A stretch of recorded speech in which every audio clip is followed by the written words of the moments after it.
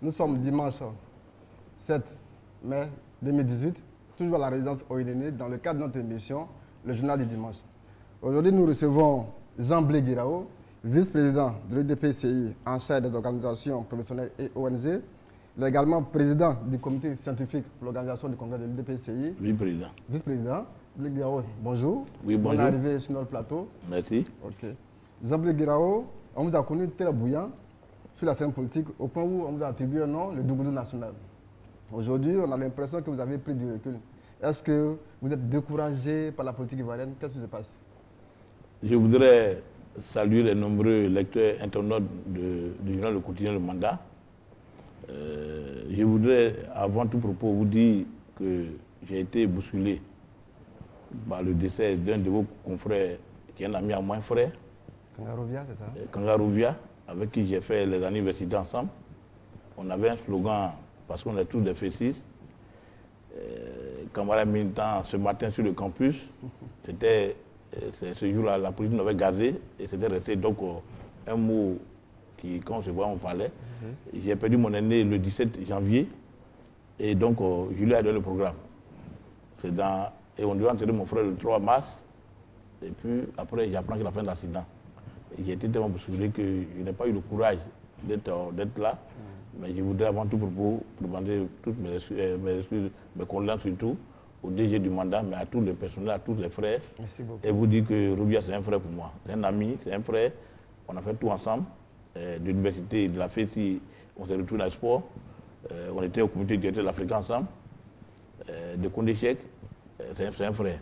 En tout cas, toutes mes condoléances. Pour revenir à votre question, non, la vie politique, comme quelqu'un le dit, c'est un train. Et quand le train démarre, il y a des étapes où quand il s'arrête, d'autres descendent puis d'autres montent.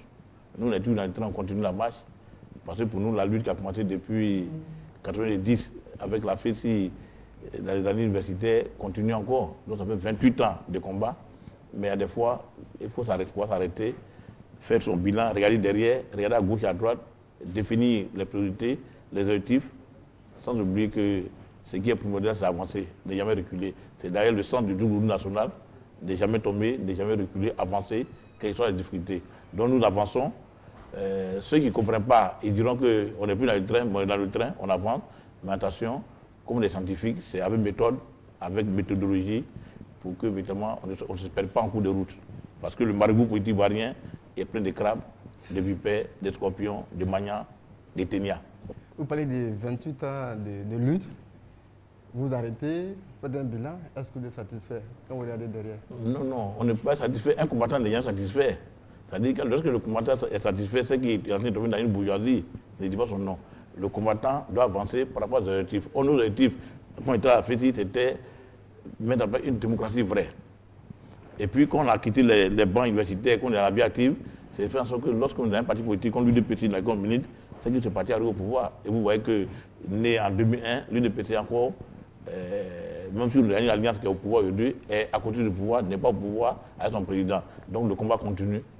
Vous avez été président de la JUDPCI, la jeunesse de l'UDPCI. Ouais. On vous a vu au combat. Aujourd'hui, est-ce que Blé Guiraot a reçu ce qu'il a donné à l'UDPCI? Oh, c'est mon ancien président de l'Afrique qui le disait, Jean-Vincent Zenzou. Il dit que dans le domaine du sport, de la politique, c'est pas comme aller à une banque. C'est à la banque, quand tu as fini de travailler, tu vas à la banque, tu payes ton salaire. Mais dans le monde de la politique, tu peux travailler et puis ne rien avoir. C'est ceux qui n'ont rien fait qui vont avoir, ou bien payer tes enfants qui vont avoir. C'est ça, on dit toujours, le marigot politique, c'est plein d'opportunistes. Ce n'est pas ceux qui travaillent forcément qui ont. Mais ce qui est important, c'est que tu as la satisfaction morale d'avoir contribué à l'effort commun pour arriver aux objectifs que vous avez fixés. Mais sinon, on est là, l'UDPCI n'est pas encore arrivé au pouvoir. On a 28 ans de combat, on a la chance que nous avons fait le syndicat, donc on a aguerri, ensuite on a appris, parce que je suis heureux d'avoir fait la jeunesse de l'UDPCI avec les amis Kakabe, Ogi Kakure et Krabou Yaïro. On a mis en place le SJDP en son temps, dans les moments difficiles où Guy Robert, Bédier et Ouattara ne se parlaient pas. On a dit que lorsque les enfants se mettent ensemble pour se parler, demain les adultes peuvent se parler. C'est ce qu'on appelle en avril 2002. Et puis, en septembre, quand la guerre est arrivée, au sortir de Mbakossi, nos ennemis sont parlé, donc aujourd'hui on a contribué. Maintenant, est-ce qu'on a eu quelque chose? Bon, la lutte continue de ce point de vue, parce qu'on s'est dit, que c'est un marigot. Et dans le marigot, c'est toujours une nager qui avance. Vous avez parlé des crabes dans ce marigot. Oui, dans le Est-ce marigot. que n'est pas quelque part victime d'une injustice? Non, non, c'est-à-dire c'est un marigot. Et dans le marigot, il faudra nager. Et même quand tu es nager, il faut attendre que ton pied ne soit pas attrapé par la pince d'un crabe ou bien être mordu par un scorpion. Donc, pour le moment, on n'est pas su nager. Bon, non, je sais nager, mais il y a tantôt des vipères, des crabes, des scorpions que j'essaie d'éviter et ça méritade. Ça au sein de votre parti politique, c'est ça? Mais le marigot ivoirien, ce n'est pas forcément l'UDPCI. L'UDPCI est dans le marigot, donc il y a l'UDPCI, c'est vrai, mais il y a tout ce qui est politique en Côte d'Ivoire. Vous savez, regardez un peu tout ce qui se passe. Il y a toutes les gesticulations. On a l'impression que les gens n'ont pas d'idéal, les gens ne prennent pas au sérieux leur adhésion à un parti politique, c'est l'opportunisme grégaire. Les gens croient que militer un parti politique, c'est avoir tout sur le champ. On ne prend pas en compte les thèses fondateurs du parti, les thèses, l'idéologie du parti. Le parti, c'est mon cousin, donc je suis à lui. Demain, quand il n'est pas là, je ne suis plus là. Ça dit, il n'y a pas de conviction et puis c'est difficile. Quand c'est comme ça, il faut s'adapter. Et c'est dans l'adaptation là qu'on est et qui fait que parfois tu perds du temps et puis tu lèves des plumes. Mais sinon, le combat continue. Avec beaucoup d'amis, on avance tant bien que mal. Jean-Pierre Guiraud, on vous avait annoncé à la GFOP dans le temps. Et aux dernières nouvelles, ça n'a pas été le cas. Qu'est-ce qui s'est passé? Racontez-nous un peu cette histoire. C'est un souvenir douloureux sur lequel il ne veut pas revenir. Au sortir du Golfe, le gouvernement qui est sorti, le ministère de l'enseignement technique a dû donner à un des nôtres, le ministre Albert Flindé, qui donc, sur instruction du président de la République et du président Mabry, il m'a donc fait l'honneur de me nommer directeur général de l'AGFOP, en me donnant une décision d'attente. Vous savez bien que dans l'administration, il y a une décision d'attente qui est bien avant le décret. Et puis, on sortait du Golfe, donc beaucoup de directeurs généraux avaient été pillés. En ce qui me concerne, à l'AGFOP, Mme Koudou Jeannette était hors du pays. Et l'AGFOP a été pillé. Il fallait donc vraiment faire l'état des lieux en termes d'audit. C'est dans cette atmosphère qu'on est resté. Et puis, finalement, il a été remplacé. Mais je pense que tout ce que Dieu fait bon, chez nous, nous les catholiques, on est croyants, quand évidemment quelque chose n'était pas attribué, tu feras tout ça pour toi. Donc je me dis qu'il faut mettre l'AGFOP au compte de ce fait-là. Sinon, comment quelqu'un, on nomme DG, il prend en fonction et puis quelqu'un d'autre qui vient, bon, je laisse ça, c'est une autre expérience dans mon parcours politique, à savoir que rien n'a acquis d'avance. Voilà, rien n'a acquis. C'est vrai qu'on vous voit dans votre parcours politique, mais dans ces moments, dans ces derniers temps, on vous voit un peu à côté de Soro Guillaume, dans une rencontre entre anciens F6. Ouais. Est-ce qu'il y a un plan qui se dessine là-bas? Non. Le vrai problème, c'est que je suis ancien F6. Ça, c'est depuis 90. Et ça, ce n'est pas à discuter. Ensuite, je suis à l'UDPCI, vice-président de l'UDPCI. Après avoir été vice-président des jeunes, secrétaire général chargé de l'organisation, je suis vice-président de l'UDPCI. Il s'est trouvé que là, il y a quelque temps, Jean, député maire des Grands Louis, est décédé. Et je vous dis, fais une confidence, c'est les anciens du Messi, les anciens de la JPDCI qui nous font une leçon. C'est eux qui envoient Kakabé et des personnes vers nous pour demander à ce que nous participons, nous en tant qu'anciens spécifiques, participons aux obsèques de Gajan. Gajan qui a été un leader générationnel de 90, mais le président de l'UNESI. C'est en Afrique, c'est autour des mois, on s'est réunis, donc on n'a pas trouvé d'inconvénient. On s'est réunis et on a fait la veillée avec tous les anciens de Messi à la mairie. Ensuite, nous sommes arrivés à Grand Laou, où on a enterré dignement le vrai Gajan, qui avait des relations personnelles avec chacun de nous en dehors de son parti, le PDDRDA. Gajan, nous, se combattait à l'université, était à l'UNESI, nous, était à la FESI. Vous savez très bien que sur les centres de l'ancien Messi, mon ami et frère Sissi est là, il y a des membres du dernier bureau de Messi, Sissi Bakaba est là.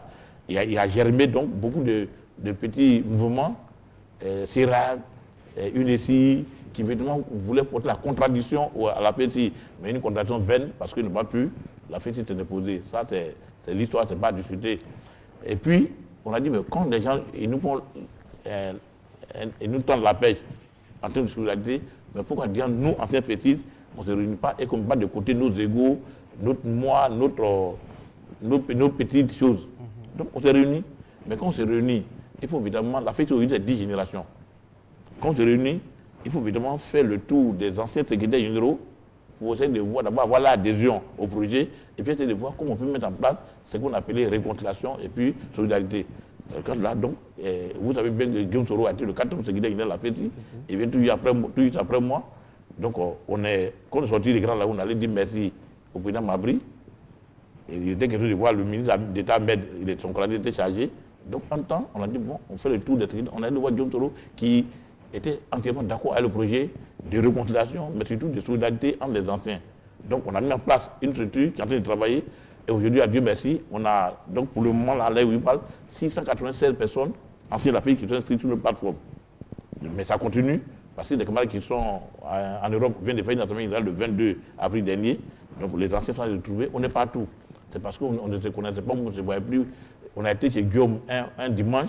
Je vous assure qu'il y a beaucoup de larmes parce qu'il y a des gens que j'ai pas de vue depuis 20 ans qu'il y a retrouvés. Il y a des gens qu'on croyait décédés alors que les gens vivaient. Il y a d'autres gens qui ont peur aujourd'hui de se montrer FETI de par certains actes posés par certains de nos cadets. Mais on a dit que tout cela, il faut mettre en compte de la jeunesse et puis encadrer au mieux parce que nous aussi, nous avons failli à nos devoirs d'encadrement pour que évidemment d'avance. Donc, on avait Guillaume au sein des anciens de la FETI, mais attention, on est Guillaume militant du RHDP, donc moi je suis RHDP, lui il est RDI, du BTI. Mais surtout au sein de la FETI, la fraternité qui continue. La fraternité continue, mais elle doit être accentuée parce qu'on a fait le combat depuis 1990 et on n'a pas de leçons à recevoir de qui que ce soit en termes d'engagement politique. Ça veut dire que les gens se donnent. Nous, on a fait le combat dans un moment difficile. Après la FETI, on a choisi chacun de partis politiques. De ce point de vue-là, en termes d'expérience, en termes de quoi que ce soit, on n'a pas de leçons à recevoir de qui que ce soit. Des leçons d'abord de fidélité, de probité, mais surtout d'engagement. On parle de leçons de qui que ce soit. Donc nous, c'est mis ensemble. On a décidé donc de nous mettre ensemble pour taire un peu nos petites contradictions et puis avancer. On est heureux que nos anciens de Messi et de la JPDCI ont compris ce message-là. Il vous apprend que le 1er mai, on a été invité donc à un déjeuner par les anciens de la JPDCI, le ministre d'État Ahmed, le président Mabry, le ministre Siandou, le ministre Agumani, et pour ceux qui étaient là, ils étaient 100. Nous étions 100. On s'est retrouvés dans un restaurant de la place.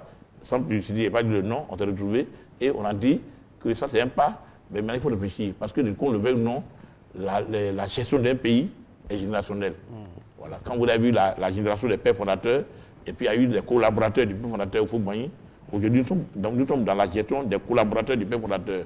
Comme le président Gbagbo, le président Ouattara, le président Bédié, ont été des collaborateurs à un moment de Rufoué. Vous savez bien que le président Oufou a reçu le président Gbagbo, de son tour, on a dit qu'il n'était pas à remanier le gouvernement en 1988 pour que Gbagbo rentre au gouvernement. Donc, c'est des gens qui ont collaboré à Oufoué. Mais après eux, là, on ne pourra pas dire encore que les enfants des collaborateurs vont nous gérer. Donc, on est en train de travailler pour que la Côte d'Ivoire, là, demain, parce qu'on a des acquis intellectuels, on a des potentiels, que la Côte d'Ivoire, qu'il y ait un héritage qui est bien donné par ceux qui ont été des collaborateurs de Oufoué pour gérer ce pays-là. Ok, donc on va tourner cette page et puis parler maintenant de votre parti politique, l'UDPCI. Comment se porte ce parti politique qui prépare son congrès extraordinaire le 12 mai? L'UDPCI a son congrès le 12 mai à Yamoussoukro, à la Fondation. Un congrès qui s'inscrit donc dans la vaste mouvance des congrès des partis du RHDP. Vous savez que l'UPCI, le MFA, le PIT, le RDR viennent de finir leur congrès. Il reste deux, le PDCI et l'UDPCI. On a la date du congrès de l'UDPCI qui est le 12. On n'a pas encore la date du congrès du PDCI. Je pense que ça nous aurait tardé parce que nous sommes tous d'accord pour le parti unifié et le président Bédié a signé les textes, l'accord politique. Donc on attend le congrès du PDCI ces congrès visent essentiellement à analyser les tests du parti unifié, voir la phase transitoire et puis aller à l'agrément, comme l'a dit le président Ouattara hier, à un parti unifié très bientôt, à un congrès d'un parti unifié très bientôt. Donc l'UDPCI se porte bien. Nous sommes sortis des dernières élections législatives, vous savez, dans des conditions difficiles. On n'a donc pas été compris. On avait 9 députés. Quand on a fait la division du RHDP, on nous a accordé 11 postes de députés dans lesquels l'UDPCI doit compétir. On a dit non, 11, c'est vrai, ça semble être beaucoup, de par le 9 qu'on avait, mais on est un parti qui a travaillé et qui a donc essayé d'asseoir son audience sur l'ensemble du territoire. Il fallait donc qu'on nous laisse nous présenter pour juger si nous avons travaillé ou pas. Votre pariage sur le terrain. Voilà. On n'a pas été compris. Et vous avez vu ce qui s'est passé. On a été humiliés. Le président a été sorti du gouvernement. Ils ont enlevé le logo de l'UDPCI sur le logo du RHDP. Ça dit, on a été humiliés.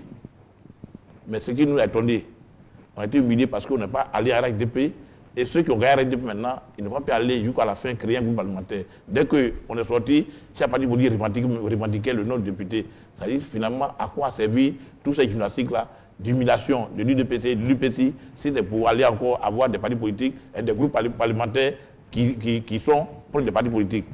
C'est ce qu'on voulait dès le départ. On a dit laisser de par le groupement politique, laisser chaque parti avoir ses députés.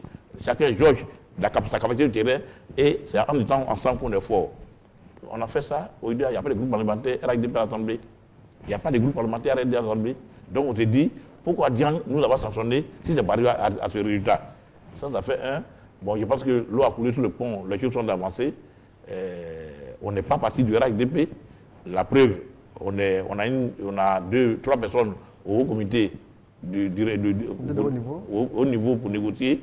Et on est arrivé au fait qu'aujourd'hui, il faut aller à des congrès. On a fait la signature de l'accord politique à des congrès. Le parti s'apprête à aller au congrès. Mais je pense que c'est les militants qui vont décider. Nos militants sont matures. Nos militants ont vu Guy Robert tomber ici sous les yeux. Nos militants se sont ressaisis, se sont rattrapés de l'assassinat de leur leader. Le parti a continué. Vous avez suivi l'épisode d'Akoto Yao. Le parti allait en congrès extraordinaire pour avoir une direction qui est dans le sens de ce que les militants veulent. Avec le président Mabry qui a pris les rênes dès avril 2005. On est allé à un congrès, on a refusé le pouvoir d'alors, nous a refusé l'ivoire, alors qu'on avait tout payé. Ils ont fait des gymnastiques, on a pu avoir, il faut le dire, grâce à Naké Kobena, ministre des Transports, mais président du MFA, on a pu avoir l'Académie de la mer, on a fait un congrès où les militants ont montré vraiment leur bravoure, leur courage, et on est sorti avec une direction qui est dans le combat de ce que les militants veulent. Aujourd'hui, ce qui nous importe, c'est la volonté des militants. Aucun membre de la direction ne pourra aller contre cette volonté-là. C'est pour cela que vous verrez au congrès de Yamoussoukro, ce qui va sortir de là, sera la volonté uniquement des militants de l'UPCI. Comment ça va se passer? Ça sera comme l'UPCI, vous allez voter? Non, nous, on n'est pas UPCI, on n'est pas PIT, on n'est pas RDR, on est UDPCI. Quelles seront les grandes articulations de ce Oui, congrès? on a UDPCI, on a nos modes de fonctionnement, donc je ne vais pas faire le congrès avant le congrès. On vous invite au congrès le 12 mai prochain, je ne vais pas faire le congrès avant le congrès. Mais sachez que l'UDPCI est un parti autonome, qui a son mode de fonctionnement. La preuve, nos textes disent, lorsqu'on lance le congrès, il faut 1 mois. Lorsque les gens parlent de congrès, on dit non, il faut 1 mois. On a fait la réunion de direction le 10, et on a fait le communiqué qui sort le 12 dans les journaux. C'est le 12 mai, on fait le congrès. Pour nous, congrès le 12, on est un parti qui est dans le cadre du RHDP, mais qui assure son autonomie. Dans le cadre du RHDP, l'UDPCI, comme vous l'avez dit tout à l'heure, était très frustré. Humilié. Voilà. Mabry, son départ du gouvernement. Et ensuite, plusieurs cas sont sortis. 200 cas ont été virés. Est-ce que vous avez parlé de cette question avec les membres du comité de haut niveau? On a envoyé 27 délégations sur le terrain. On a le rapport des 27 délégations. Les militants disent qu'on est d'accord avec le parti unifié, mais il faut véritablement le retour de l'UDPCI dans la gouvernance. On ne peut pas dire... C'est la condition que l'UDPCI... Non, ce n'est pas des conditions. Je vous donne ce que les missions de terrain ont recueilli. Le reste, c'est les militaires qui ont décidé. Est-ce que vous voyez? Parce qu'on est dans une famille qui, dès 2010, a pris le pouvoir et gère ce pouvoir. On ne peut pas dire on est la famille, et puis en même temps, nous, on est hors, et puis on dit de la famille. Est-ce que vous voyez? Donc, nos militants s'interrogent, et il y a beaucoup de questionnements. On n'est pas de la gouvernance. Nos militants, les gens sont à la maison. Après de là, les militants se posent des questions, beaucoup de questions. Ils peuvent être rassurés, puisque le président Ouattara, hier, à la clôture du congrès de RDR, a dit qu'il y aura un nouveau gouvernement, tout le monde va faire son entrée. Oui, donc les militants peuvent être rassurés maintenant. Oui, mais une promesse et puis une acte, il y a toujours une nuance. Voilà, ça dit que nous, en politique, et c'est quand c'est fait. C'est le président Ouattara qui a parlé, c'est l'homme de la parole. Non, le président Ouattara a parlé, c'est l'homme de la parole.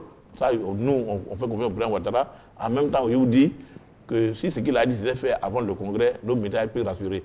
Parce que je vous informe que c'est depuis 2016 que l'UDP a été humilié. Nous, en 2018, ça fait 2 ans que nous traînons cette humiliation et que nous faisons face aux militants à des explications parfois à géométrie variable pour les rassurer sur des promesses qui ne tiennent pas. Est-ce que vous voyez? On a l'impression que vous forcez un peu, ça ne va pas. On ne veut pas de vous dans une famille. Non, non, ne dis pas qu'on ne parle de nous. Personne ne nous envoie au RHDP, c'est nous qui sommes au RHDP. Quand on fait sortir. Personne ne peut sortir justement. Le 18 mai. Le gouvernement, j'avais dit. Le 18 mai, mais le gouvernement n'est pas le RHDP. Le 18 mai 2005 à Paris, quand le RHDP naissait, le président Mabry le président Laki, le président Bédi, le président Ouattara ont signé. Est-ce que vous voyez? Quand ils ont fini de signer là, personne, il vous dit personne ne peut sortir. Des gens ont tenté en enlevant notre logo. Des gens ont tenté en voulant nous humilier, mais ils ne peuvent pas. Ils peuvent nous aller au gouvernement. Ils peuvent se dire, mais le jour que vous appelez que l'UDP soit du RHDP, ça c'est la volonté du bureau politique, la volonté du congrès du PCI et non la volonté d'un individu. Qu'est-ce qu'on nous a promis? Non, je veux dire, la politique là, c'est un jeu. Et c'est quand tu crois, c'est que tu as ton pied de quelque chose. Quand tu travailles, que tu comptes, les promesses là peuvent être exécutées. Nous voulons être un parti politique qui compte et non un parti politique dont on compte les militants. Donc, quand quelqu'un nous fait une promesse, il sait à quoi s'en tenir si véritablement la promesse n'a pas lieu. Voilà. Président, le RDR a fait son congrès hier, le 12. Ça sera le DPCI. Avant ça, il y a eu le MFA. Le PIT et l'UPCI. Au PDCI, selon Gikawe, ce n'est pas à l'ordre du jour. Vous qui êtes membre du RHGP, qu'est-ce que cela vous inspire? Non, je vous ai dit tout à l'heure qu'on a mis en place un comité de haut niveau. On a mis de côté le directoire. On a mis en place un comité de haut niveau qui, donc, avec tous les représentants des partis politiques, qui a travaillé et a fait un chronogramme. Le chronogramme qui doit nous permettre d'aller allègrement et sûrement au parti unifié. Le chronogramme dit quoi? Allez-y. 1. Il faut signer ce qu'on a appelé le temps manifeste. Après, ça change de nom par rapport à certains préalables. C'est devenu maintenant accord politique. Mais il fallait signer. Aujourd'hui, tout le monde a signé. Les 6 présidents du RHDP ont appuyé les signatures au bas du document. Tout le monde a signé. Ça fait 1. Le chronogramme dit qu'après la signature de l'accord politique, il faut que chaque parti politique fasse son congrès. C'est ça, non? Le MFA, c'est OK. Ils ont fait le congrès, mais mieux, ils ont dit qu'ils sont d'accord. L'UPCI a fait son congrès, c'est OK, mais non, ils ne sont pas d'accord. Le PIT a fait son congrès, ils disent qu'ils sont d'accord. Le RDF a fait son congrès, ils sont d'accord. L'UDPCI va au congrès, les militants, la base décidera le 12.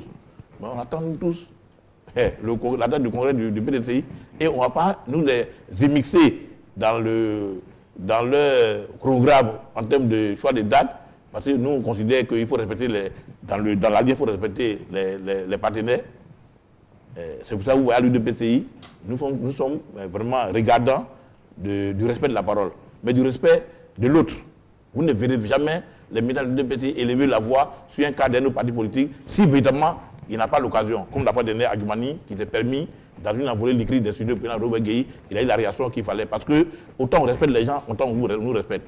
Est-ce que vous voyez? Mais si dans l'alliance, on ne se respecte pas, qu'on passe insulter, vous ne pouvez pas vouloir vivre ensemble, et puis vous insulter, ne pas être regardant en termes de respect pour les autres. Aujourd'hui, vous voyez, dans ce qui se passe, on a su d'autres partis politiques d'avoir ramassé les gens, jamais pour aller faire des congrès, on a su d'autres. Il y a trop.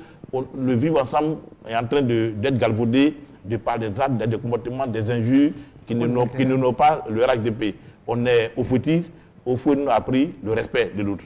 Au fou là, dans sa grandeur, savait respecter le plus petit. Est-ce que vous voyez? On est au foutisme, mais il y a des choses qui manquent dans le RHDP. Ne craignez-vous pas un parti unifié sans le PDCI au regard des sons qu'on entend? Non. Nous, on est sorti du gouvernement en 2016. Il n'y a pas de réaction d'un parti politique du RHDP pour dire pourquoi l'UDPC est sorti. Donc en politique là, on n'est pas venu faire les tuteurs ou jouer tuteur pour quelqu'un. Nous, ce qu'on dit, on prie Dieu que le RHDP soit fort et aille de l'avant. Maintenant, on a un programme et à chaque étape, on fera un bilan pour arriver au congrès unifié du parti unifié. Donc, un parti unitaire, congrès unitaire du parti unifié. On a fait l'accord. Il y a les congrès, si on a fait les congrès, maintenant que le PDCI ne peut pas congrès, mais de manière honnête et responsable, on s'assoit et puis on a dit la suite.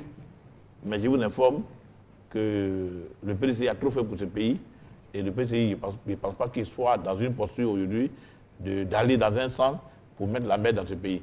Je connais le PDCI, ses cadres, son président, ils ont trop fait en termes de sacrifice. Comme l'UDPCI. L'UDPCI, quand vous voyez depuis le 18 mai 2005, nous étions, on a eu la chance d'être à Paris en tant qu'ancien président des jeunes, on était à Paris. Depuis cette date, on n'a fait que faire des sacrifices. Le président de l'UDPCI, Dr Mabry, et la direction, les militants, n'ont fait que des sacrifices. Où dans certaines régions, on dit on est en coordination avec l'UDP, les gens même à peine qui respectent nos cadres ou nos responsables locaux. Les gens se foutent. Ou même devant nous, on dit non, l'alliance là, c'est une alliance PDCI, RDR, vous ne comptez pas, vous êtes les derniers. quand vous êtes ensemble dans un village des gens et que vous avez décidé de vivre ensemble, un, il y a des choses qui vous ont posées avant, vous ne parlez plus de ça. Deux, il y a le langage.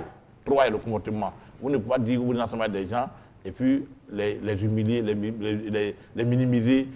À un moment donné, il y a l'ego personnel qui agit et puis tout ce que vous avez construit là, ça s'écroule. Vous voyez. Ça veut dire qu'au plan local, le RHDP n'est pas une réalité. Non, il y a des endroits où il y a d'aller au parti unifié. Il y a des endroits, mais justement, comme vous avez vu le congrès de l'UPC, aujourd'hui les gens ont analysé froidement pourquoi l'UPC est arrivé à une telle décision. On ne se permet de les insulter partout pour dire normalement les gens Abidjan dans les gares qui sont pas. C'est Bitogo qui dit ça. Non, moi je ne sais pas qui a dit ça, mais j'ai lu ça quelque part. Qu'on prend des militants, qu'ils ne sont pas des militants, quoi. Mais au contraire, l'UPC, dans un passé récent, on a applaudi l'arrivée de l'UPC entre les deux tours de la présidentielle, envers nous. On était contents, mais si aujourd'hui, ce parti a posé ce problème, je pense qu'il faut être froid et puis l'analyser clairement. Vous voyez, l'analyse c'est quoi? La base de l'UPC aujourd'hui, la base du RHDP aujourd'hui a des problèmes en termes de gestion, de cohésion, de gestion du pouvoir, de respect de l'autre même, de vivre ensemble. Il y a des coins, il y a des coins où, par exemple, où nos militants ne sont pas respectés. Quand on dit RHDP, on s'appelle, on considère le PIT, l'UPC ou l'UPCI, on appelle les petits partis. Il y a des fois où on dit l'alliance, c'est PDC-RDR. Attends, vous êtes assis dans l'alliance, où vous parti à signer, et puis on dit non, l'alliance, vous n'existez pas. Une fois, deux fois, ça passe, mais trois fois, il y a l'ego personnel qui fait que vous dites bon, faites ce que vous voulez. Vous voyez. Donc, si on veut aller au parti unifié, on est d'accord pour aller au parti unifié, mais il y a le comportement de chaque jour, de chacun de nous, il y a la parole qui sort, il y a le respect de l'autre, et puis il y a la gestion collégiale du pouvoir. On ne peut pas dire qu'on est RHDP, et puis nous on est hors, et puis on dit on est dans le pouvoir.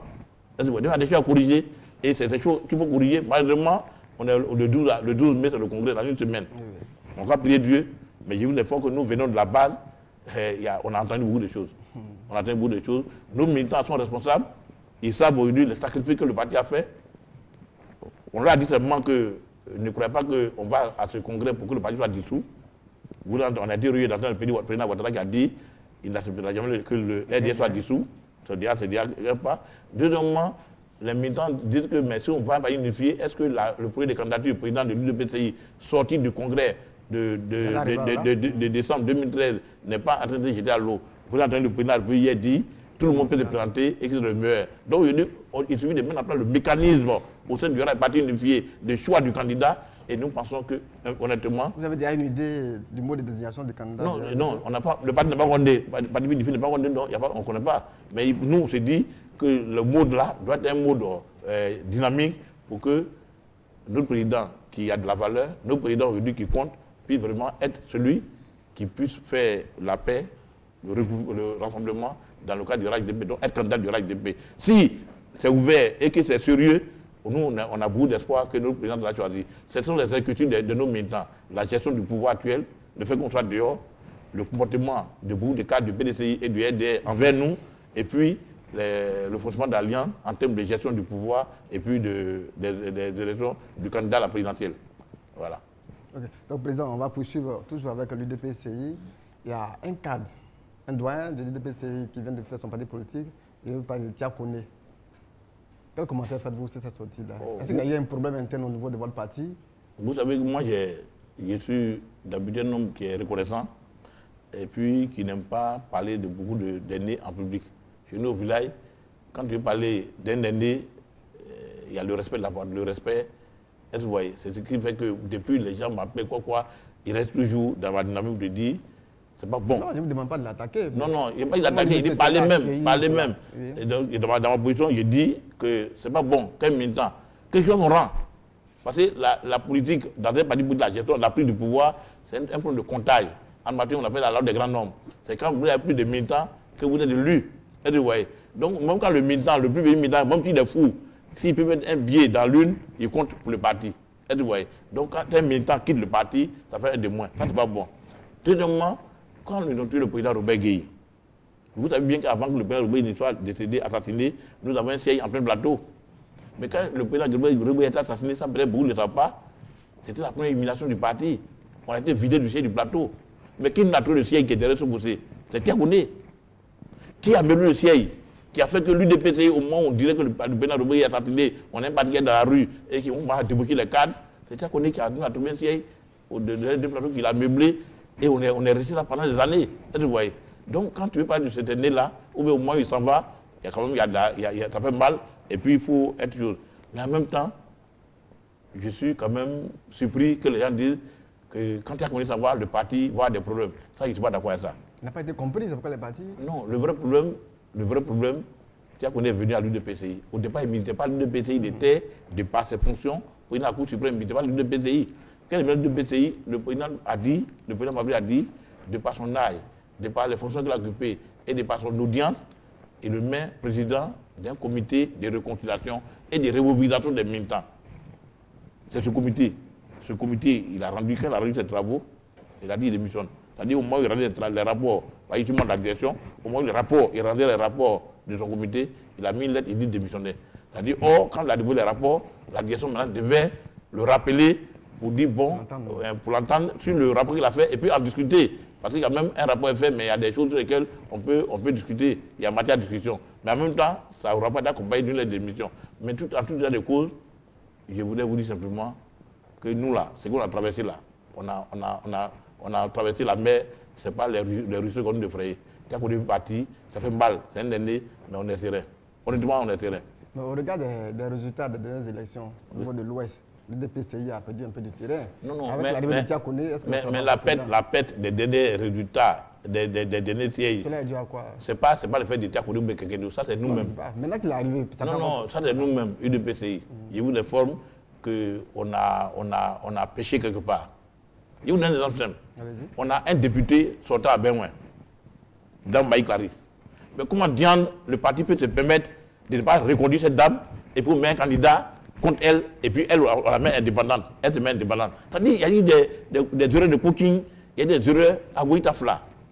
L'UDPCI a deux cadres qui sont candidats, indépendants. À bloquer où je suis candidat, il y a un autre cadre du parti qui est candidat. Et quand on fait la sommation de nos deux, nos voix qu'on a eues, on est largement en tête de celui qui a gagné. Et c'est la bout de région comme ça. On a le député sortant de Sipilou, Dimandé Manga. On met contre lui un cadre de l'UDPCI. C'est nous-mêmes qu'on a pêché. Ça, c'est pas affaire Diakoné, c'est pas fait des choses. C'est le parti même qui a pêché dans le choix et dans sa stratégie électorale. Et bien, je pense, on a fait un séminaire à la direction. Nous-mêmes, on s'est remis en cause. Après, on fait un séminaire à Bassam. Je pense qu'on a compris que ce qui s'est passé, c'est nous. Mais en même temps qu'on a fait des erreurs dans nos fiefs, il y a eu des avancées. On a eu le député de Dimokro, le député de Toumoudi, on a eu un député à Biéti, à Atekoubé. Et à Divo aussi. À Divo, on a eu un député. Donc, c'est pour dire qu'il y a eu des avancées. Mais si on corrige les erreurs qu'on a faites dans nos différents fiefs là-bas et qu'on consolide ce qui s'est passé au niveau de l'avancée hors de nos fiefs, je pense que le parti pourrait avancer. Mais les échecs là, ce n'est pas la due à quelqu'un, c'est nous-mêmes. C'est nous-mêmes. La direction de l'UDPCI, le président, le comité électoral qui avait été mis en place. Non, je dis que on a péché. On a péché. Et l'erreur là, on n'est pas attribué ça uniquement au comité électoral. Le comité électoral, c'est un comité qui rend compte. Donc si le comité a rendu compte qu'il n'y a pas de réaction, c'est que nous tous sommes fautifs. On est tous fautifs. C'est-à-dire, je ne sais pas ce qui s'est passé, mais on est fautifs. Mais dans quel état d'esprit l'UDPCI aborde venant son congrès? Mais je l'ai dit tantôt, l'UDPCI aborde son congrès de manière sereine. Les militants venant au congrès pour essayer de voir d'abord le bilan du RHDP en termes de participation. Ils vont faire un tableau comparatif parce que c'est ce qui est sorti partout. L'UDPCI au temps du pouvoir du FPI, l'UDPCI au cours du premier mandat du président Ouattara, l'UDPCI au cours du second mandat, et puis voir véritablement si on est dans les bonnes dispositions pour continuer. Mais à toutes les causes, tous les militants sont unanimes que l'alliance nous arrange, mais il y a des choses à corriger. Vous avez des attentes? Lesquelles? Mais on est dans une alliance, c'est quoi? Quand vous mettez ensemble, c'est quoi? C'est vivre ensemble, on dit vivre ensemble. Quand vous vivez ensemble, c'est bien vivre. Donc on a forcément des attentes. On est dans un groupement politique qui est au pouvoir et nous, je n'ai pas le pouvoir. Quelle sera votre satisfaction après la mise en place des partis unifiés? Non, si on arrive au parti unifié, c'est qu'on est satisfait, mais on n'est pas arrivé là. Non, mais il faut que le DPCI donne la voix. Non, je veux dire, on n'est pas arrivé là. C'est le bébé qui plaît comprendre. Hein? C'est le bébé qui plaît comprendre. Non, je veux dire qu'on n'a pas fait le congrès à la place des militants. Mais je vous informe que moi, j'étais chef de délégation dans 4 départements. Ce qui est sorti, c'est que nos militants ont des griefs contre le RHDP. On a des griefs. Mais les griefs sont visibles. C'est-à-dire, il ne faut pas mettre des bandeaux pour comprendre. Ils sont visibles. Aujourd'hui, là, on n'est pas dans la gouvernance. On n'est pas dans la gouvernance. Donc, on n'est pas on dit on est dans le groupement politique au pouvoir, mais on n'est pas là-dedans. On est à côté. Question, pourquoi dire on est à côté alors qu'on doit être dedans? Deuxièmement, les futures élections, donc le mécanisme de choix du candidat aux élections prochaines. Le président nous rassure, pour tout le monde se peut représenter. Le président nous rassure qu'aucun parti politique ne sera dissous. Donc après de là, je pense que pour les gens de lever, on verra la suite. Ok, président, on va laisser le DPCI et puis parler un peu de réconciliation nationale. De 2011 jusqu'à aujourd'hui, quel bilan faites-vous en tant qu'observateur de la scène politique? Beaucoup de choses ont été faites. Nous-mêmes, nous avons été à le président Ouattara en juin 2014 à Ouagadougou, Libéria, où le HCR a fait un bilan. En son temps, il y avait plus de 84 000 Ivoiriens réfugiés au Libéria. Aujourd'hui, les derniers chiffres, je viens de voir, les derniers chiffres du HCR, ils sont moins de 26 000. Donc des choses ont été faites. De même, du côté du Ghana, pour faire les exilés ivoiriens au Togo, au Bénin, ça a été fait, mais beaucoup reste à faire. Parce que moi, je ne suis pas d'accord que depuis 2011, jusqu'à aujourd'hui, il y a encore des gens qui sont en prison et on dit la procédure judiciaire est en marche. C'est-à-dire, il y a quelque chose, je me demande parfois, il y a mes amis qui sont dans l'appareil judiciaire, ils les demandent. On nous a dit en 2011 que notre système judiciaire a été ébranlé. Donc, il y a des choses qu'on ne peut pas faire. Mais de 2011 à 2018, les gens sont encore en prison, sans être jugés, sans qu'on les sort, moi, il y a un problème. Parce que moi, je vais appeler le commandant de la liberté. Donc, je suis pour la liberté des uns et des autres.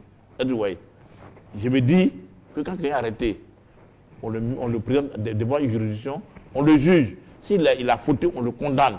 Et ses parents savent sa condamnation, le contenu. Et on sait où on le met en prison. Et la loi dit que tout détenu a des droits. Ses parents lui rendent visite. Est-ce que vous voyez? On lui rend visite. Et puis, lui aussi, il peut prendre l'avocat qu'il veut.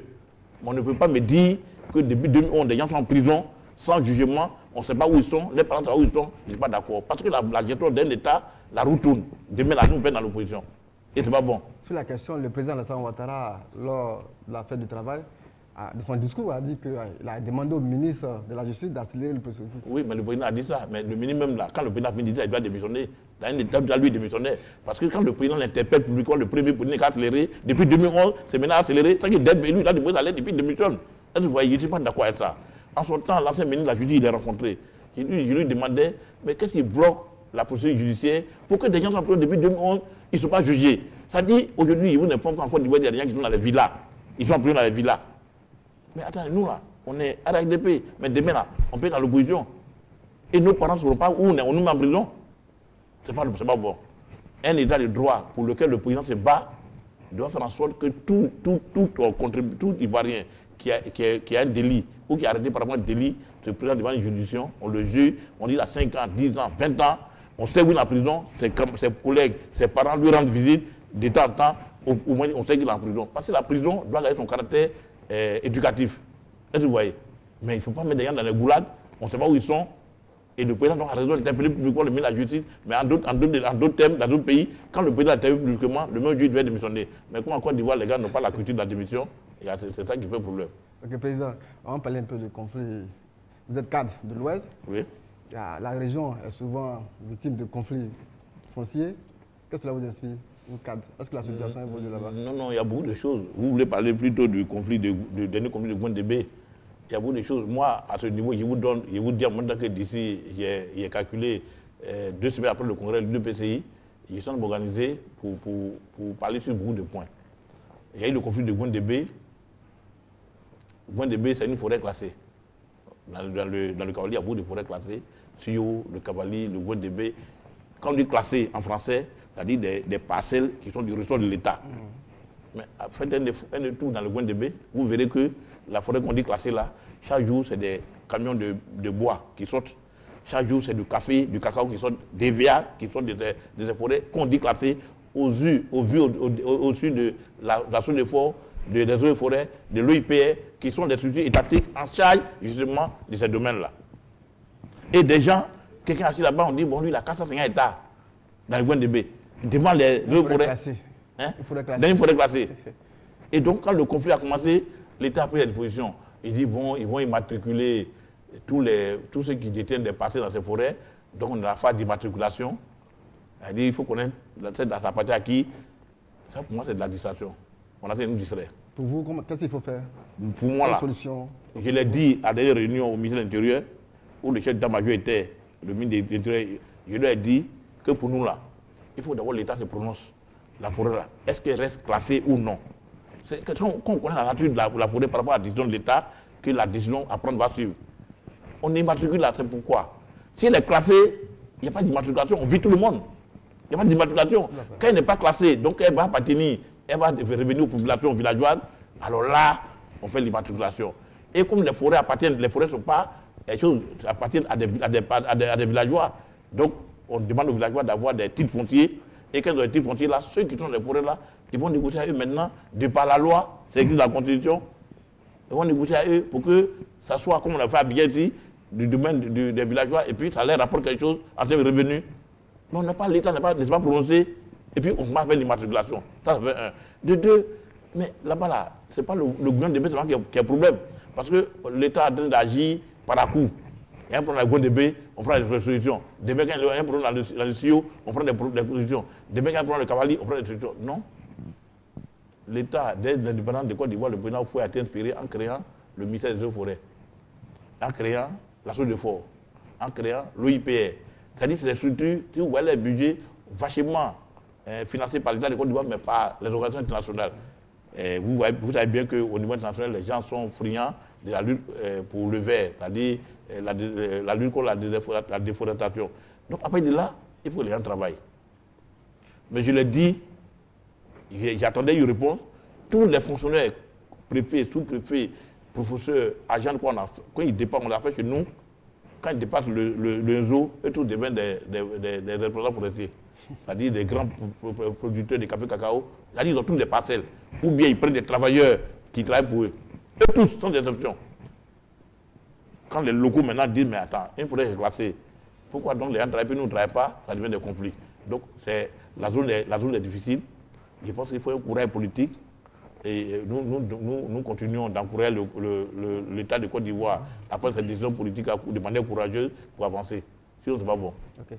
Président, nous sommes pratiquement à la fin de notre interview. On va vous permettre de lancer un appel à vos militants avant le congrès. Je voulais, avant d'arriver à l'UDPCI, lancer un appel au RAIDP, aux militants du RAIDP global. C'est-à-dire qu'il ne faut pas qu'on oublie d'où on vient. C'est-à-dire, il y a l'impression que les gens croient qu'en 2010, 2011, on sortait d'un dîner gala. Non, on n'a pas sorti d'un dîner gala. On sortait d'un combat où on aurait pu tous mourir avant une force commune au Golfe, où nous étions bloqués depuis pratiquement 6 mois. Et on a vu des choses dans ce Golfe-là. On a vu des Ivoiriens mourir lors d'une crise qui a fait plus de 3000 morts, beaucoup de destructions. Ce n'est pas le président Ouattara et le gouvernement travaillent sur la crise en essayant d'effacer toutes les traces que les gens croient qu'on aurait d'un dîner gala. Mais aller au Libéria, à Monrovia, aller en Sierra Leone, à Freetown, aller en Ouganda, en Kampala, vous verrez que depuis 90, on fait la guerre et on voit les stigmates de cette guerre-là. Chez nous, ça a été passé, les gens prennent des gars-là, donc le comportement n'a pas changé. Les gens ont fait les mêmes choses qui vont nous amener à cette crise-là. C'est à ce niveau, il doit interpeller tous les militants du RAIDP. Les cadres y compris, hein, parce que le militant agit par rapport aux cadres. On a soigner le discours, soigner le comportement, soigner le langage. Sinon, on a dit d'aller de manière inexorable vers une autre crise. Là, vous voyez, ça fait un. De deux, c'est l'UDPCI. Je voulais dire aux militants de l'UDPCI de rester sereins. Il n'y a pas de plan pour détruire le parti. Il n'y a pas de plan pour vendre le parti. Comme eux le disent, le parti créé par Robert Gueye, il n'y a pas de plan pour le vendre. Nous sommes responsables, nous sommes le RAIDP, et c'est ce qu'ils vont décider qui comptera. Le président Marie a toujours dit, c'est ce que vous avez dit que je vais suivre. C'est ce que vous avez décidé, je vais suivre. C'est ce qu'ils vont décider que nous allons suivre. Les autres partis ont fait leur congrès. De manière responsable, nous avons accepté d'être dans le RAIDP. De manière responsable, le bureau politique a donné mandat au président de signer l'accord politique, il l'a fait. De manière responsable, je les invite nombreux au congrès du 12 mai pour qu'ensemble, on essaie de voir l'avenir de la Côte d'Ivoire à travers le RAIDP. Et cet avenir-là ne peut pas aller au détriment des intérêts de l'UDPCI. Donc les intérêts seront préservés parce que nous avons un héritage politique à préserver. C'est ce qu'il a dit. Il ne faut pas qu'ils viennent défaitifs. D'autres sont déjà décorés pour dire, oh, ça là, ils ont là parlé du parti, on va les faire quoi, Yom Tokro. Ils n'ont qu'à venir parce que c'est de la maison, que tu ne dis rien, mais ce qu'il a décidé va être imputable. Ou bien d'autres, on leur dit qu'il n'y a pas de congrès, c'est du bibo, ils n'ont qu'à venir. On n'a qu'à venir, on va se ressourcer ensemble pendant ces 2 jours-là. Et puis ensemble, on verra l'avenir. Mais cet avenir-là ne pourra pas se faire au sein du RACDP au détriment des intérêts de l'UDPT. Ce n'est pas possible. C'est ce que je voulais dire. Et puis vous dire merci. Ok, monsieur Jean-Blé Grao, merci d'avoir accepté d'être sur notre plateau. Amis internautes, merci beaucoup. Rendez-vous dimanche prochain avec un autre invité. Au revoir. Merci beaucoup. Okay.